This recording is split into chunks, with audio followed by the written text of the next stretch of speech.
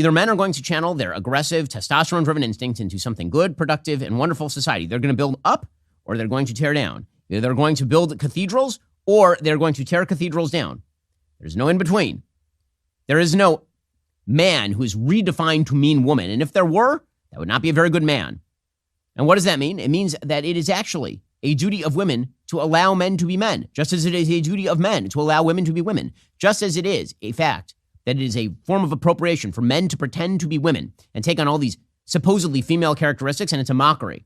When women do the same with regard to masculinity, that is also bad. It is also wrong. Men and women are complementary. Again, the single best articulation of this comes in the book of Genesis. When God creates woman, he creates woman and says that she is ezer kenegdo, okay, that's the language in Hebrew. Ezer kenegdo means a helper kenegdo, against him. In other words, men and women are not meant to be perfectly equivalent. Men and women are meant to be complementary. They are meant to bounce off each other. They are meant to work in both cooperation and opposition to one another. And when you get rid of that dynamic, which is what Barbie seeks to do, the Barbie movie is all about how men and women actually be better off not really living together. Barbie doesn't need Ken. Ken's an idiot. And Ken shouldn't be dominating Barbie. And apparently, according to Greta Gerwig's theory of life, those are the two choices. The two choices are effectively either men are marginalized or men are aggressively predominant. But the reality is that it's the beauty of the relationship between man and women that creates civilization.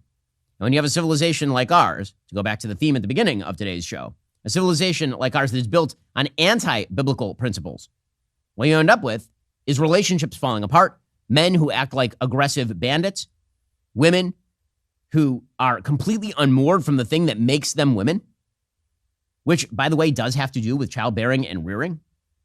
And everyone is less happy. Everyone is less happy, which is why, again, we have the most prosperous and free society in the history of humanity, and we have extraordinarily high depression rates in the West.